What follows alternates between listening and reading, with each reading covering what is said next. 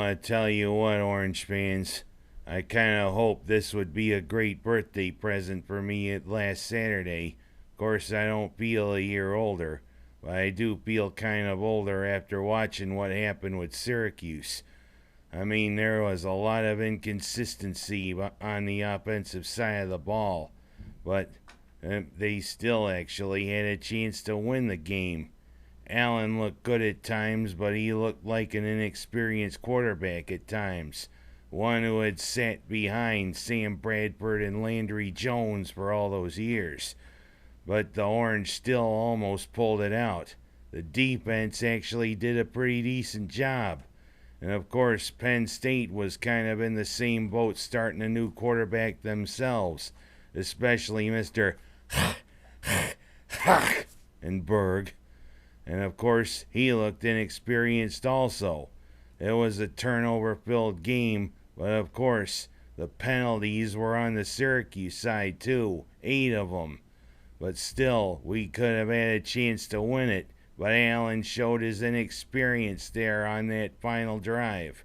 But whatever, a sour start to the season. A sour 23-17 loss to those Nittany Lions in MetLife Stadium, or as I like to call it, the New Meadowlands. This is the second consecutive year we've had a home game at MetLife Stadium, and the second consecutive year we've lost.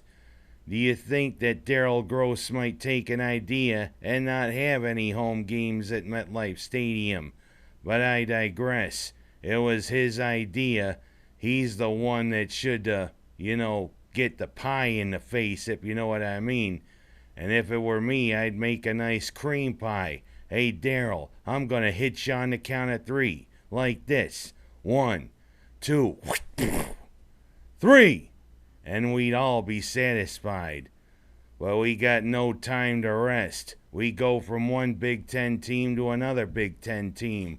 We go out to Evanston, Illinois, suburban Chicago, to the home stadium that was the model for Archibald Stadium in the 2008 movie about Ernie Davis, The Express, Ryan Field, to take on those Wildcats in Northwestern, who are ranked, and the thing is, their defense looks vulnerable to the pass.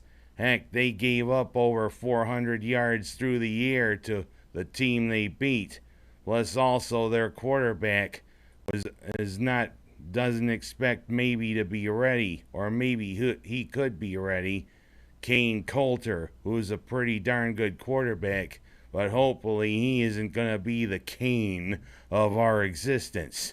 But we got to get in the win column, Orange. Let's hope we can beat those Wildcats, maybe go 1-1 against the Big Ten.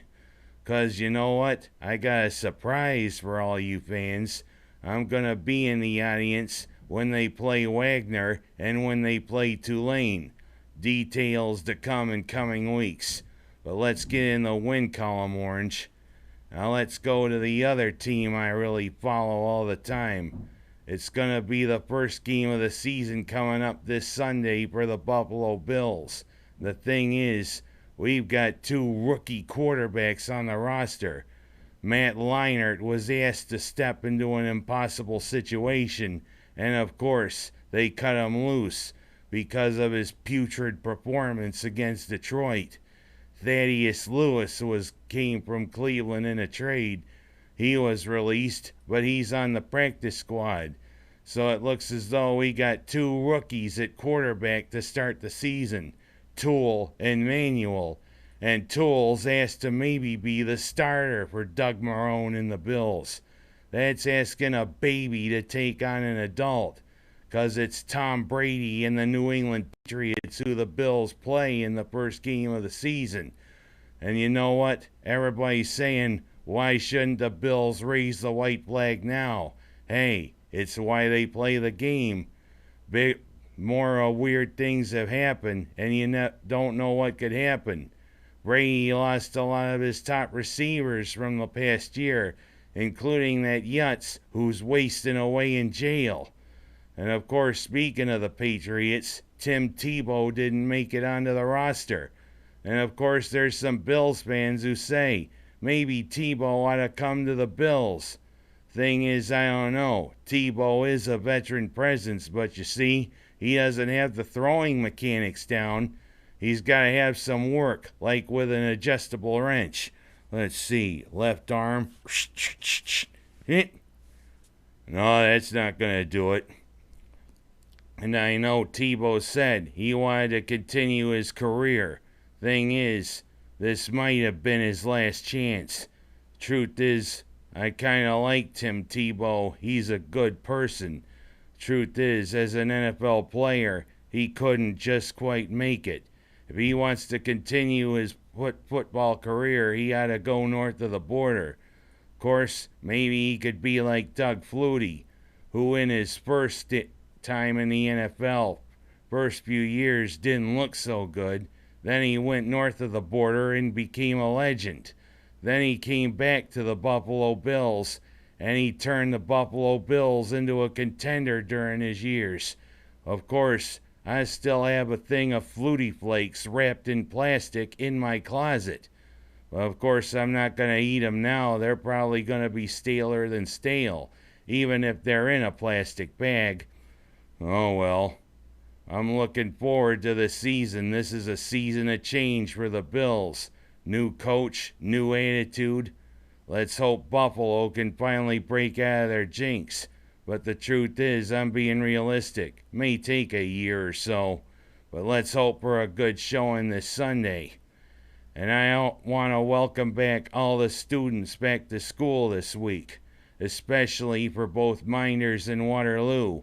And this is an uncertain time for both the Blue Devils and the Indians, because I think it's next week that they have the straw vote for a possible merger of both Miners and Waterloo. Thing is, 8 years ago they took the straw vote and it overwhelmingly was voted down. But of course, you take a look at some of the facts. If the two districts would merge, it's going to save the taxpayers a lot of money. Plus, I mean, both school districts are in a lot of debt. Thing is, financial-wise, this makes a lot of sense. But I don't know about student-wise. There still is a lot of animosity between Seneca Falls students and Waterloo students. You know, there's going to be fights if they merge. You know, the personalities aren't just going to mesh right away. And of course, what's going to become of the buildings? Of course, they say the building that is now Miners Academy High School and Middle School will be the middle school for the combined district. And the high school will be where Waterloo High School and Middle School is now. I wonder how that's going to work. Of course, I digress. But the thing is, I'm going to just add, why can't the two districts meet on the football field like in years past? Who has Miners got for a non-conference opponent? University Prep. A bunch of yutzes and nobodies out of Rochester. Of course, I digress. I'm not the one who makes the schedule for Miners nor Waterloo, but I would like to see Miners and Waterloo clash on the gridiron again. But of course, good luck to the Blue Devils this Friday night as the Lions come to the new, and I mean new, Brock Field. Heck, that field is so impressive the Cornell football team was up here practicing this past weekend. Kudos to Coach Miller for bringing the Big Red up here, even if they were practicing at the same time that the Orange was playing. Good luck, Miners. And also to Waterloo. I thank you students for watching my show, but still, if we ever meet on the gridiron, you know who I'm for. And also, I'd like to quickly point out what I want to say about this whole situation with Syria. Thing is, it looks as though this guy did use chemical weapons against his own people. You know what? Thing is, Assad may have been an educated man, he may be a debonair man, but the truth is, you do that to your own people, you're in another league, a league of several madmen from several generations ago who I'm not going to go into because they were the ones who helped start World War II. Thing is, Obama's hemming and hawing about a preemptive strike. If you're going to hem and haw, go see Buck Owens and Roy Clark. Don't fool around with it. If you're going to launch missiles to strike strategic targets against Syria, do it. Not this hemming and hawing. Of course, you need congressional approval. The longer you wait, the less we're going to seem about with the world. If we're going to act on it, act on it. That's all I can say. You want to know why? 'Cause that's what I sawed. And last but not least, I want to say rest in peace to a pretty good boxer in his time who just passed.